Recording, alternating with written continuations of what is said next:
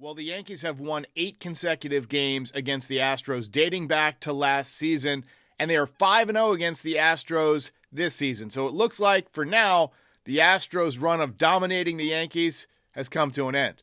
And listen, it's over. Capiche?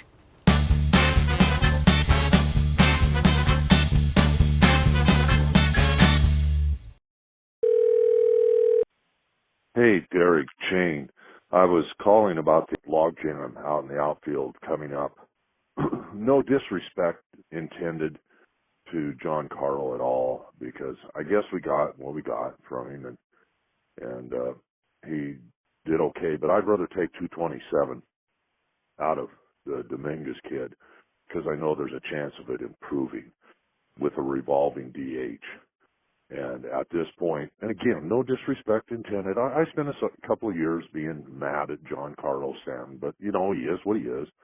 But then maybe we can get a couple of cases of rice-a-roni and some janitorial supplies for Giancarlo. There's some issues with trading Giancarlo Stanton. One, he's got a full no-trade clause, so he can say whether or not he gets traded. Number two, he's got such a big contract that to trade him, you're going to have to eat the entire contract, which is not something that I think the Yankees want to do with Giancarlo Stanton for whatever reason.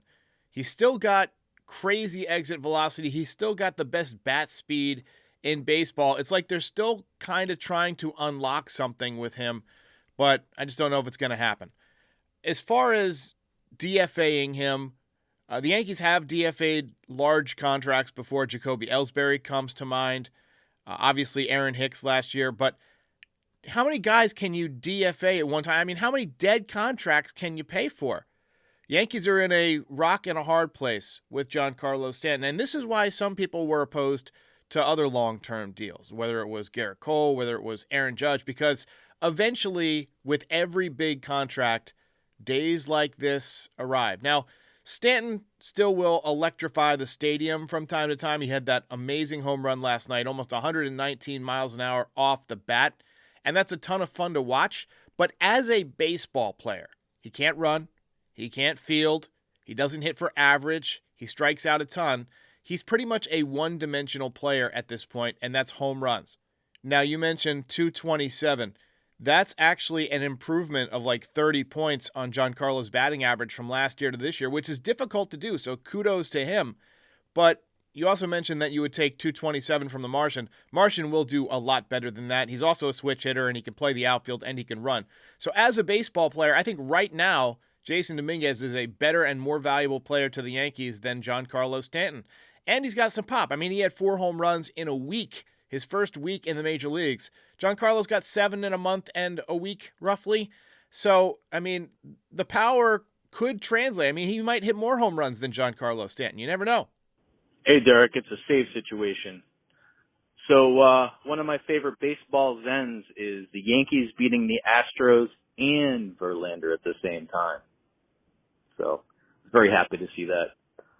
I have a quick question for you. So I think we're at about the 40 games point, something along that line. Who has surprised you most about the Yankees and their performance? Well, the name that jumps to mind right away is Luke Weaver. I mean, I know he hasn't pitched a ton and he hasn't pitched in a lot of high leverage situations, but his stuff has looked really good. And I feel like the Yankees are unlocking something in Luke Weaver, and wouldn't surprise me if down the stretch you see him getting a lot more high leverage opportunities. Also, just the sheer dominance of Clay Holmes has been a little surprising. I mean, we know that he's been a ground ball pitcher, but he's starting to miss a lot more bats. The slider has been filthy. If he can stay healthy, I mean, we've got our closer now. I mean, he has evolved and changed his game, and he's been unbelievable. On Louis Gear once again, Rookie of the Year. And who would you have start, as we speak today, be the opening starting pitchers against the Dodgers in the World Series? So first off, Luis Gil looked fantastic last night. I coined the term the real deal. I see it starting to propagate its way through the internet, so I feel really proud of that. And I think that if the Yankees were to open up the World Series tomorrow against the Los Angeles Dodgers, I mean, he's probably been the most dominant pitcher that the Yankees have had. I mean, he allows very few hits. He generally keeps the ball in the ballpark. He has outdueled Corbin Burnes and Justin Verlander in consecutive starts, and he looks like he is coming into his own as a major league pitcher. He is routinely throwing 5 or 6 innings now, and he is dealing. I mean, the stuff last night was just wicked, as I said. So Luis Gil, bright future ahead of him. If the World Series were to begin right now, probably he would get the ball, but the World Series doesn't begin until October. You got to get there first, and I'm not sure he's still going to be pitching at that point because of the innings limit. I have a feeling that if the Yankees get to the World Series, it's going to be because Garrett Cole threw the ball very well in the postseason, and he'll probably get the start in Game 1. Hey, Derek, great show. Congratulations on all your achievements. You deserve it. I was thinking about the Logjam in center field and your love affair with the Martian, which I hope we all will love and care about. But why do we keep talking about Soto? Let's just enjoy it while we have it. He's producing. Let's just bring home the World Series championship and let the chips lie. Spencer Jones is waiting to come up and be the big left-handed Aaron Judge. Keep it up. Gil is an ace. All right, you kind of ran the gambit of topics there. So people are talking about Soto because they have anxiety about him leaving. They don't want to see this guy who we've come to love and enjoy watching over the last month and a half go to the Mets. And with Scott Boras as his agent, he's going to take the highest offer.